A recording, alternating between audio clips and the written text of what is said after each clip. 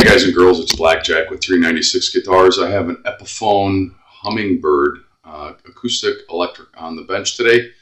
We're going to do a restring. We're going to fix the Velcro that holds the battery on the inside, which is defective from the factory. Go figure. This is actually my brother's guitar. He came into town. I did a show over the weekend. He flew in to catch the first show of the tour, so to speak. And he wanted me to get him a guitar, so I made him play as many guitars as he could get into a 2 or 3 hour period, and he chose this one. Let's get to work. So beautiful little guitar. It's not a Gibson Hummingbird. It's an Epiphone Hummingbird. Middle of the road pricing, but this is one that I actually pulled out for him to look at. And I got a lot of different price points and a lot of different models for him to cut out. Nice little guitar. It's got a lot of nice resonance. It's really quite, it's a nice little guitar. And this is the one he chose. No problem. It's a beautiful instrument. I love it. So I subcontract out, as I've said in many videos, to a box store. I subcontract out my services because they don't have a tech most of the time or a lot of the time. So I go there and yeah, I took him into that store and he picked out this instrument. So let's get to work. We're going to knock these strings off. I did restring it before I gave it to him, but I took the original strings off and I just used stock strings before I even showed him the guitar. I wanted to have new strings on it when it was still in the store, and they're just run-of-the-mill stock strings. We're gonna put those on phosphor bronze. So, and I don't know if you can see in there, but right there already is the battery box. Won't stay on the Velcro, so somebody didn't manufacture the Velcro properly, and you have to put some new Velcro in there. So we're going to de-string it. I'm going to pause briefly before while I take the strings off. I don't like that noise on the video, and I'm sure you guys don't because I've gotten some complaints. Machine makes some noise. Once we get it de-strung, we're going to get in there, try to get the old Velcro out and the old Velcro off of the battery bag. And then we're going to redo that. And then, of course, we're going to restring it and clean it and set it up. I'm also going to just polish the frets briefly and oil the board and the bridge. Things that I do for every customer, and every new guitar should have this kind of attention paid to it when you buy it. I don't care if it's a $300 guitar or a $3,000 guitar. It needs to be cleaned, restrung, and set up before you expect it to act like the instrument it was intended to be. Stand by. So, unscrewed all the strings from the machines. Orient the string peg hole facing this way and this way, so that when you run your strings back down, they're pointing right in the direction where you need to restring it. I do use this method. If you're very careful, use a little plier. They do make tools that are nylon and plastic. I've been doing it this way 100 years. Do as I say, not as I do. Get a little nylon tool for that. If you're super careful, they should just pop out and you won't damage anything. Nice little guitar. I'm happy that he chose this one. It was one of the 3 instruments that I chose for him to look at. It's a medium price point guitar. He's not a professional by any means, but he wants to play again after a couple of years not playing. And he wanted to treat himself to a nice new instrument. And why not? Why not? Board is dry. The bridge is dry. Saddle looks a little tall, but I did do some pre-measurement on it. I don't think I'm going to need to shave that down. I may need to do a truss rod adjustment. So, battery sits in this little Velcro pouch. And that's got Velcro on it. And then the other part is stuck inside the body right there. That's the one we got to get out. And I don't know. I'm going to guess because it doesn't want to stick to the other part of the loop that probably the glue is not that good on it either. And yep, it's coming right off. Yeah, so not only does this part not work, but that wasn't even really good glue. It's barely sticky. That would have been a fail as well. This, I'm going to guess, is probably sewn onto the... Nope, it looks as though it is stuck on there as well. Oh, wait a minute. Wait a minute. It may be sewn on there, so we have to see. It is sewn on there. So what I want to do is see if this is actually Velcro brand Velcro. So I'm going to see if it's going to, yeah, that's what it's supposed to do, really stick well.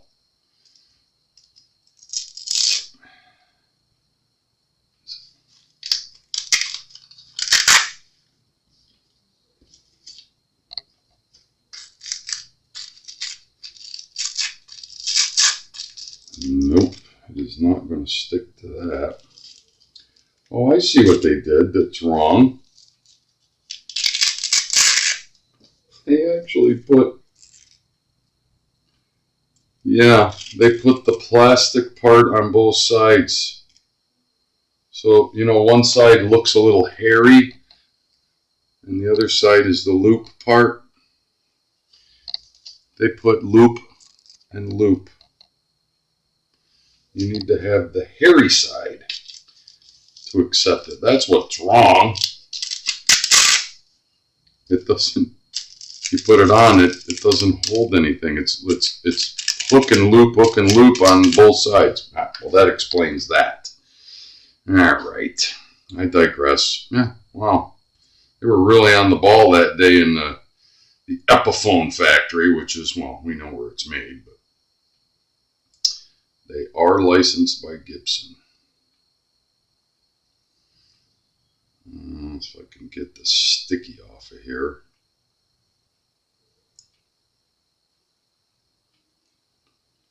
Without pulling too much of the hairy part off. It's going to fight me, of course. There we go. Off.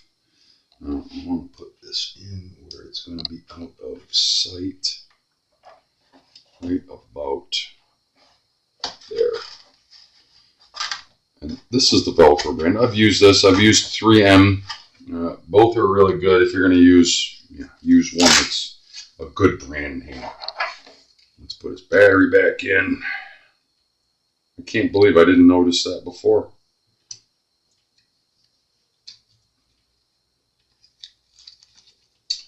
Well, they have the cover right. Hook and loop and fuzz, but they didn't have that one right. Now it should hold it there. So what was happening was it would stick and it would hold. I don't know how it did, but it did. But it would fall right back off. And it shouldn't. The weight of the battery should not pull that off of there. And you should be able to reach in and undo it whenever you need to. And pull it out and change the battery. Usually when you change your strings, change the battery. Don't question it. If you don't know how to check with a voltmeter, then just change it every time you change your strings. If you change your strings every 4 years, you're going to have a dead battery. I'm going to tell you the batteries are only going to last about 6 months to maybe a year, a 9-volt battery. But that's what I would recommend.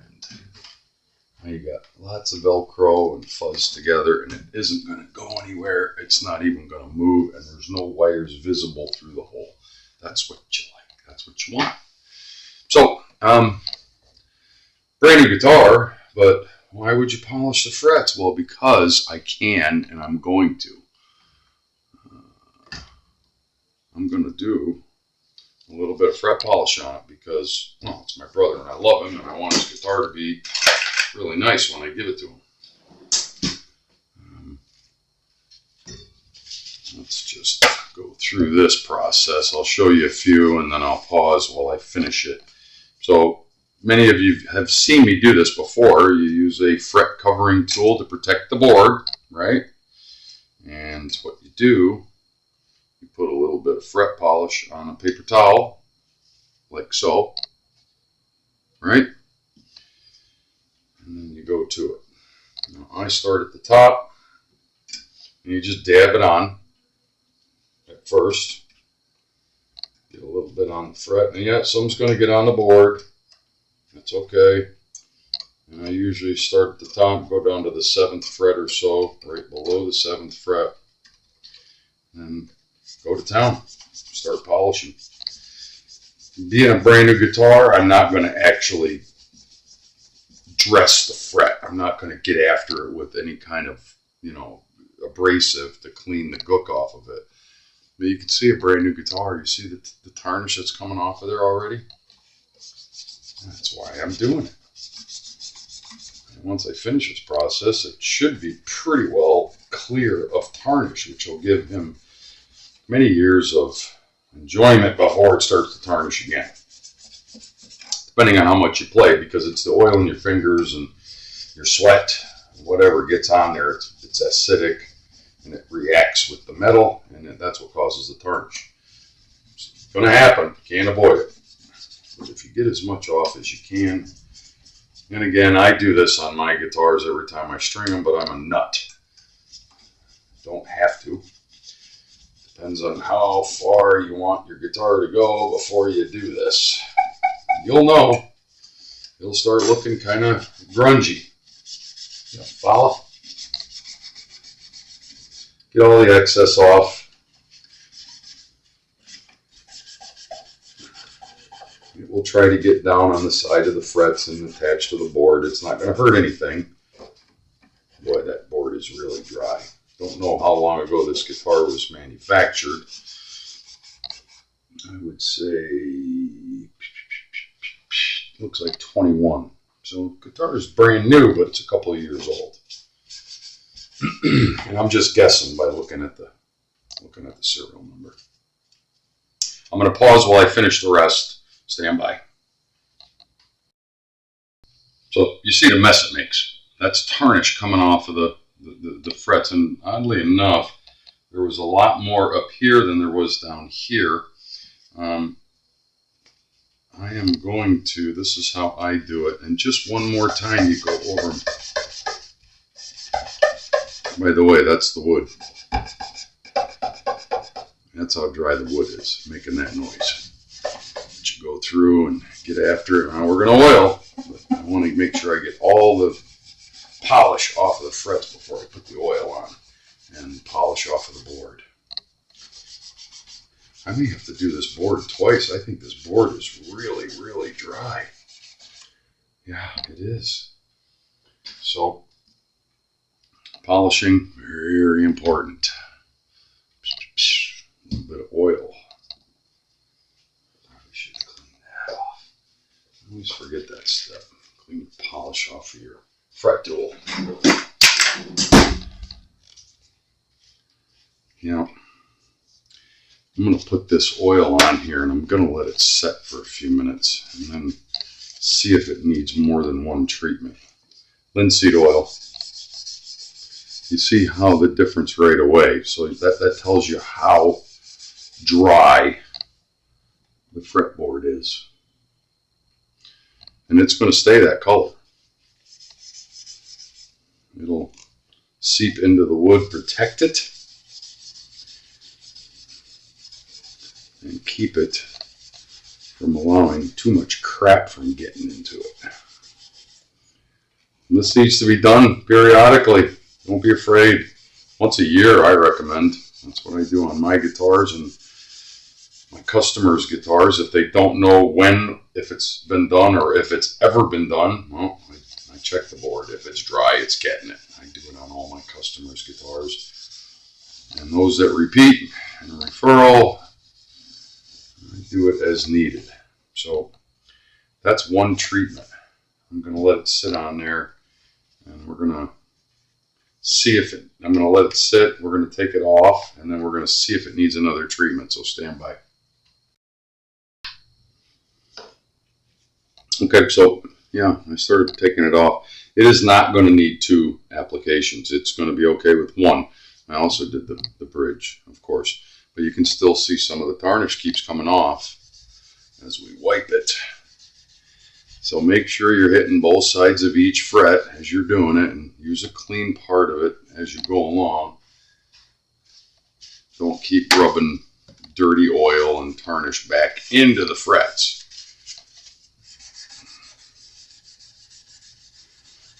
Notice now, when we're doing this, it's not going squeaky squeak. Yeah, exposed wood needs to be treated.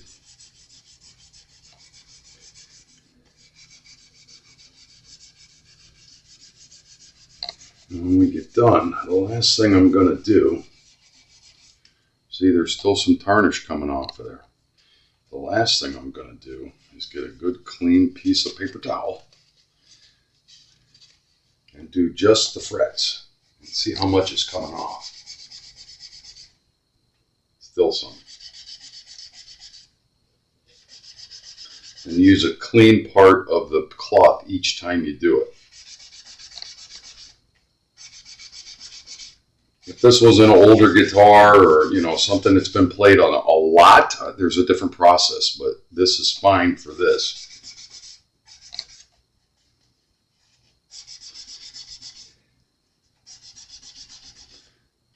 Yeah.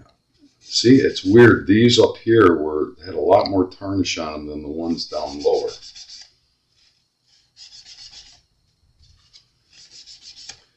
And this should be it.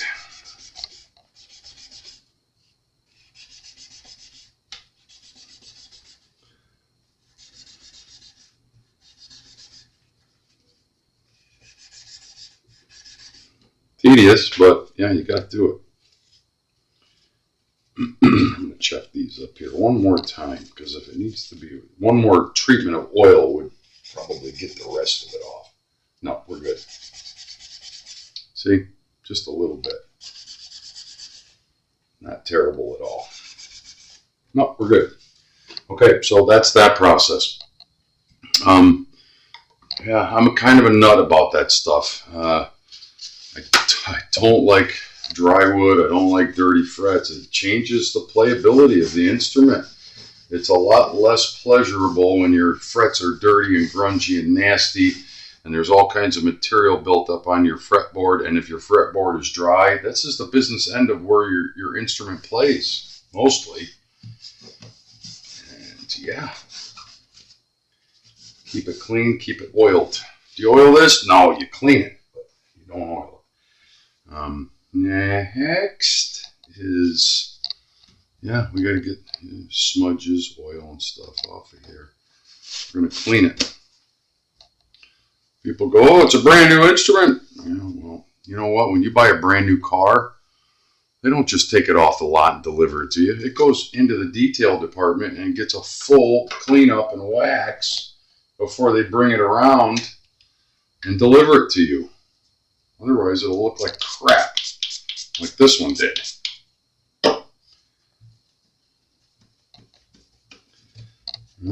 Down here where we were working the frets and the board, some of the oil gets on the finish. You got to clean that off. Clean everything off. Don't be afraid. Don't be afraid to have a clean instrument. A dirty instrument is not cool.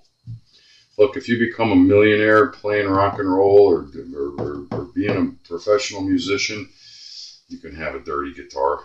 They'll think you're eccentric. I'm not going to mention any names, but his initials are Keith Richards. His guitars are disgusting. If I was his tech, I'd keep them clean. Sorry, did I say that out loud? Sorry, Keith, if you see this. I was only kidding.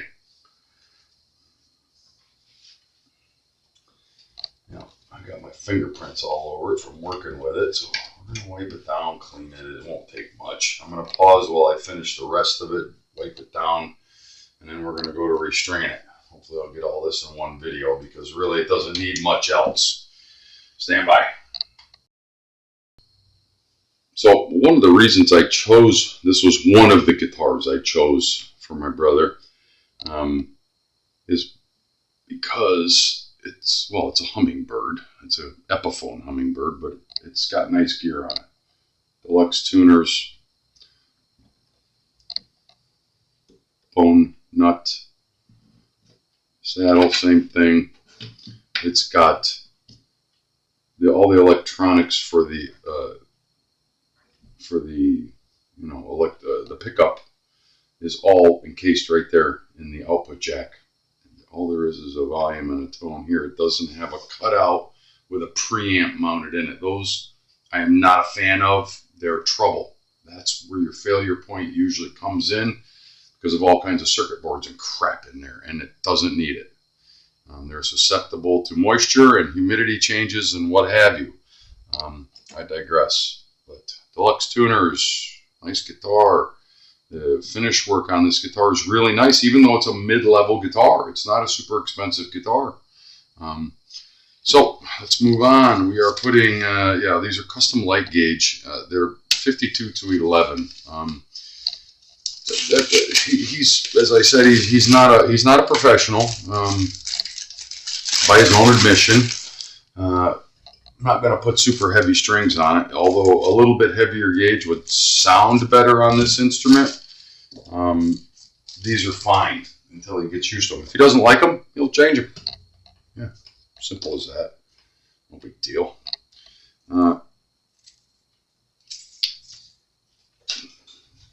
My tutorial on restringing. This guitar is an acoustic. I take the ball end and put just a slight bend in it. That's it. And orient that bend so that it comes this way in the hole, and put your slotted peg to push it down, orienting the bend thusly. And that will catch on the bottom of the tuning peg and tend to lock better there. I also recommend, and I do this on every acoustic, is a little pencil graphite in the nut slots. Why do you do that? Yeah, it helps them slide back and forth. People don't realize strings actually slide over that. As you're fingering, the string is imperceptibly sliding over the nut. String's going to live here in the machine peg. Go to the next machine peg, put a bend. Slide it in your peg hole. Stop at the bend. The first wrap is going to go above the string hole, every other wrap below it. Whether you do it by hand or use a tool like I do, it's the same principle.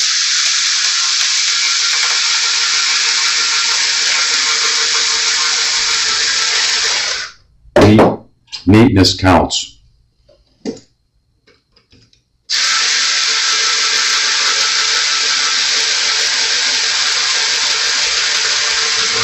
When it starts to get a little tension on it, right?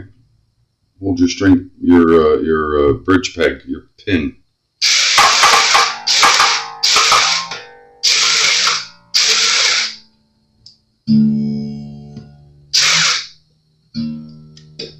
So you get tension on it. Now it's locked in there and it's locked here. I tune as I go along. My thinking behind that is tune the E string. It's the first string we put on. And each string that you put on, go back and tune the first one and keep doing that until you get to the end. By the time you get to the end, you should have your strings pretty well stretched. They don't have to be perfectly in tune. You're just tuning as you go along. Don't cut the entire string close yet. Leave a little bit, bend it down out of the way. That way, if you make a mistake and you have to pull the string off for any reason, you've got some workable string length left here. If you cut it off close right away, you're going to have a heartache trying to fish that through there if you have to take it off. If you make a mistake and have to take that off and start again, you're going to wish you hadn't cut it off close. Wait until the very end before you cut off that tab. You follow? I know many of you have seen me go through this rant, but some people are new viewers, and I'm doing this as much for my brother as anybody else. Just like if I have a customer's guitar in here, I explain this stuff because they're not standing right next to me when I'm working on their guitar. So they can review this video and see the work that I put into their instrument.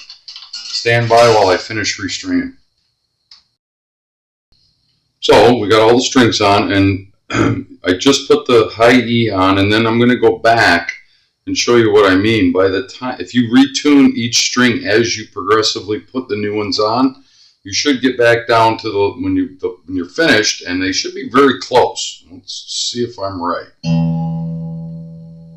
The low E is dead on, off by an immeasurable amount. D is dead on. Yep.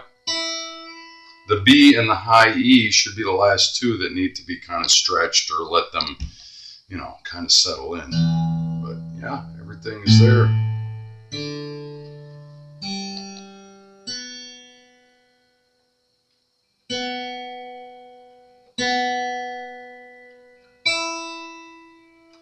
Let's see what it sounds like.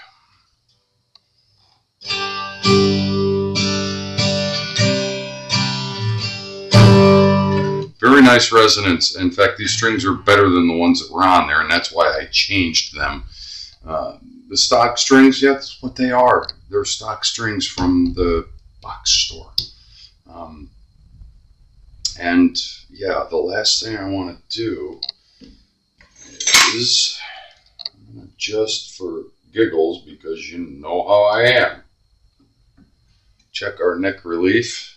I already eyeballed it. I know that it's pretty straight.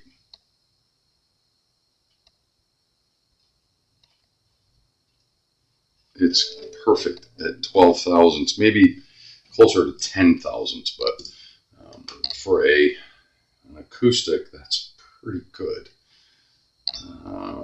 Let's see where our string action is. I don't think I'm going to need to adjust the truss rod on this. I'm going to leave it where it is because our string action is at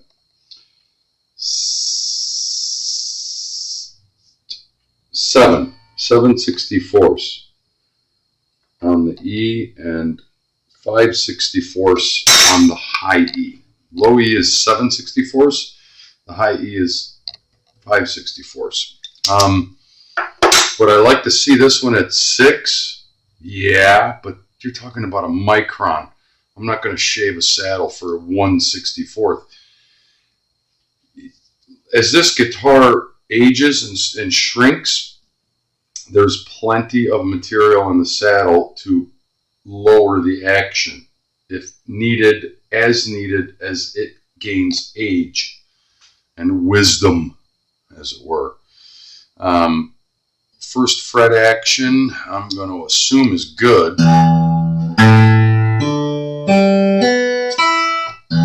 We don't have any buzzing. Let's check 20 thousandths. Yeah, it's right there. I wouldn't lower it any more than that.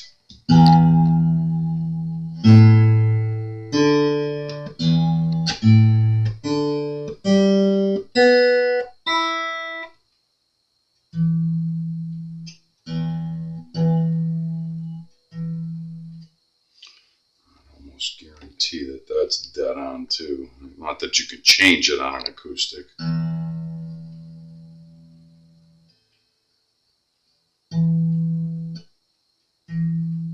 Dead on.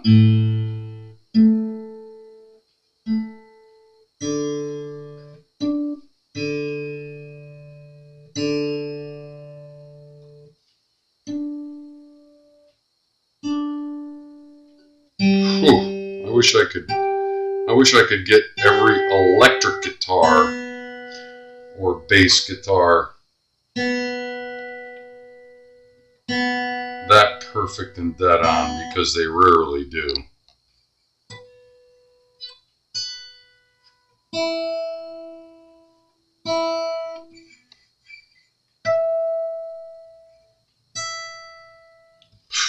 It's perfect. It is literally, the intonation is perfect. They always get that right.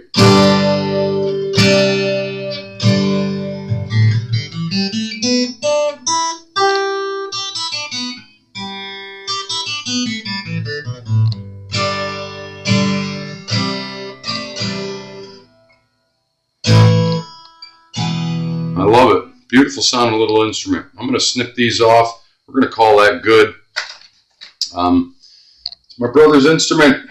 Flew in from Indianapolis to catch the first show of my band's reunion tour, as it were. That's so cliched. Epiphone Hummingbird Pro. Beautiful little guitar. It's Blackjack with 396 guitars. Chris, I love you. You're my brother. You always will be. Got a beautiful guitar here. We'll talk soon. Remember, guys and girls, if you dig what I'm doing, like and subscribe.